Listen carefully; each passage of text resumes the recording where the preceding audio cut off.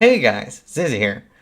Dying and getting stomped on by monsters isn't for everyone, but having close calls and surviving can be a huge adrenaline boost and a lot of fun. If you're currently thinking about trying hardcore for Prophecy or in the future, this video is definitely for you. In this video, I'm going to be going over several tips and explaining things that will give you guys a more enjoyable hardcore experience. One of the big things on hardcore isn't just losing your character with all the XP, but also at the same time losing all the gear that you worked hard for. If you buy something on softcore, that's an item you have and you can share that among every character. But on hardcore, you can't always afford to go for the perfect items. And if your character is a bit weak on softcore, but you don't want to spend currency, that's not a huge deal. Because if you die once or twice on Cruel Malachi, that's okay as long as you get past him. A huge difference between hardcore and softcore is the economy. Mainly because items keep leaving the league when people die and you have to upgrade a lot more than you would on softcore early on.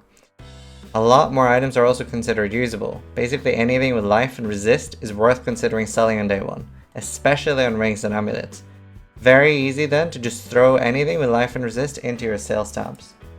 The way I arrange my sales tabs is I start them off by S1. So as you can see here, several things that aren't particularly good, but on day one of the league, this is stuff like people do 1. As they fill up, I will just keep increasing the number. And then I'll have like a recent one here. Now, if someone has to buy something later on in, for example, S1 or S2 or S3, I don't really care so much about the price. I just want to get it sold because that's something that's been there for a while. It's not really a desirable item. However, if something is in the newest tab, so in this case S10, that would mean that it hasn't been up for a very long time and it's probably worth actually checking what it's worth and investigating a little bit on PoE Trade. Another thing that's very important on hardcore is gear and potions. So having the proper resists and having a bleed flask is very important. And even for normal reveal, getting a little cold rest is quite useful. You really want to start getting lightning rest for Chamber of Sins and Val. And especially when you get to the sewers in Act 3, you want to pick up some 2 stones. You get at least around 30% all rest for the dischargers. It's very easy to get one shot by them when you have 0 resist. Piety as well and Dominus, you do want to get some lightning rest. And once you get to the end of Act 3, start of Act 4, you really want to get a immune to bleeding potion, preferably on an overtime potion. As you can see here, I have it on my Quicksilver, and it's something I've gotten used to always having on my Quicksilver, or at least the potion in my slot 5. Another good tip is you can use, for example, a Topaz potion for respective boss fights or a Purity Aura to replace the damage aura if you're struggling on gear. A lot of these things, especially getting high resist, isn't always easy when you're new or solo early on in a league, but it's better to stay in a farming area where you're more used to the mobs and farming up the gear to get the needed resists. Health nodes as well should be prioritized over damage. It's better to slow down your pace a little and survive than to rush ahead and end up having to level and gear up a new character. Now, for leveling areas, obviously you really want to start and get over leveled here in Dried Lake before you do Malachi. But more importantly in the future, Ledge in Cruel is quite good. However, Merce's Ledge is not very good. Now, the reason for this is that Merce's Ledge is level 56, whereas Cruel Dried Lake is level 55 and has a much better density. Now, with the exception of this, it is pretty much the straightforward zones in every difficulty, with that exception.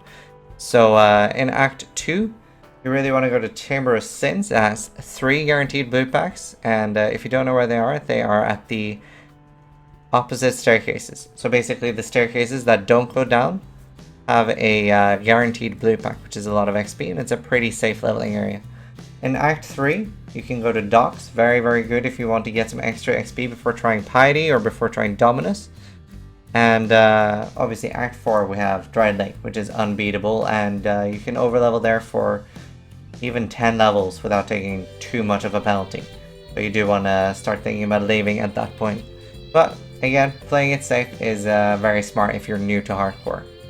Once you hit level 38, you have a lot more gem setups available to you. And one of the most important ones that are also quite underlooked as well is cast when damage taken, increased duration, and immortal call. Now, this is actually really good regardless if you have endurance charges or not. You can actually use this setup without a single endurance charge. because it does give you around 1 second of invulnerability against physical damage, and that can save you from GMP birds, it can save you from the popcorn quill spikers, whatever you want to call them, and a lot of exiles as well. Very, very useful to have even with 0 endurance charges. Another good setup is the Blasphemy and Warlord's Mark.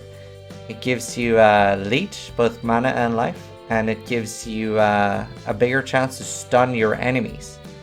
So it's a huge survival thing. If you feel like you're struggling with survival and you have enough damage, or you don't mind going slightly slow, definitely worth picking up. After you enter Cruel, 2 things that are especially important is to always have your resist capped and a bleed potion over time, as I mentioned earlier. This is something you need to have all the time in Cruel onwards. You also want to get a granite. It'll help a lot for your general survival. If you run Iron Skin, you can easily get to maps with that. It'll keep your potion up and you'll be taking very little damage from most hits. They're not really too many big hits except things like the Valstam. Another thing that you should try to get and keep as soon as you get to Cruel is up-to-date instant potions or bubblings. Being able to regen a big portion of your life at command is huge. Gives you a very big advantage. Taking time out to level your masters early on is quite important as well. Being able to put some extra resist on your gear early on, making something that has life and 1 resist into life and 2 resist, a very big change early on, and you should have enough augments to do that at least on a few items. So try to get at least 1 master to level 3 that you can do daily. So on your other, the ones you really want to level up early is Elrond and Haku. Then you get the Blessing Font and the Armor Workbench for putting resist on your amulet, rings, and your armor. Huge on day 1 to 2. Now, once you are in Merces, if you don't keep on max resist, you're going to have a big chance of getting insta-popped by a volatile. So it's always good to wait a bit with mapping and just getting to Merces Dry Lake, farming there for a good while until you have the gear and currency you need to move on. You still get really good XP up until Merces Dry Lake until 80, and I've even stayed there on some builds until 82 or 83 when I've been struggling with currency and I've had a build that was clearing pretty fast. That's the safe approach. If you're trying to push the ladder, for example, you want to leave the Dry Lake before 74. 4,000 life is or 3.5 to 4,000 life is the minimum you want before you start mapping. But you do want to get above 5k before you move above tier 5 if you're trying to play it safe. Now, let's talk about defenses. Stacking a lot of 1 defense, for example only armor or only evasion, can make you vulnerable to one-shots. So layering your defenses is quite a good way to protect yourself against one-shots, especially endgame. Now if you combine, for example, Fortify, a Basalt Potion, Granite, and you have Acrobatics on top of that, that gives you a decent protection against small, big hits, and a lot of things simply won't hit you. You see a very nice layered defense, and coupled with a big life pool, you should be pretty safe. Now once you've made it through all the acts and you're going to start mapping, I'd advise avoid rolling damage mods when you're starting out for the first time. It's always better to spend some currency or time rolling them safer, or even running them white instead of dying. Another thing that's quite scary in maps is the Vegan and Tora missions. If you're low on defenses, they can kill you quite easily, especially Tora's Valmolten shell. So if you do end up talking to Tora and you see monkeys, it's quite useful to leave them up. Another thing is logout macro. While it's not needed to play hardcore, it can help in a lot of situations, and it is allowed by the terms of service, so it is a personal choice whether you want to use it or not. And for more information on maps, what bosses to avoid, and how to build a map pool, I have a spreadsheet that I will be linking in the description down below, and I also have a map pool building video that'll be there as well. Now, some general tips for hardcore is avoid opening unidentified strongboxes, especially without a freeze potion. It's a really good way to panic, and then you can die to DD boxes or Ice Nova. Another thing is don't for ever, any reason, go AFK in a zone. Always go back to town. The mob will find you, and with its particular set of skills, will kill you. Skills that make me a nightmare for people like you. Especially while leveling, and you do not have to kill everything. Don't be afraid to skip packs. You don't have to full clear every zone. And if you know the purple Rakango, Chiskari in the Comb area is super dangerous. There's no reason to kill unique monsters like him. they're just more likely to kill you, and they don't really give that much good loot. A good unique monster to kill for loot is Vol in Dried Lake, especially once you've overleveled a bit. It's another tip is it's not a bad idea to pay someone to do Cruel Malachi or Cruel or Mercer's Lab if you feel like your character is too weak to do it. The biggest hint, however, for staying alive comes directly from Havoc. Just don't get hit. And finally, you will die. The important thing is to analyze your death. Find out what killed you and how you can prevent it from happening in the future. Generally, you won't die to the same thing twice. There are some exceptions, of course, especially volatiles.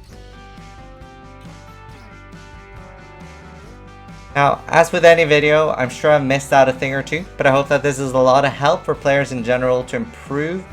And for those of you who want to take your first steps into hardcore. And I hope if you have any questions, you can ask me live on my stream.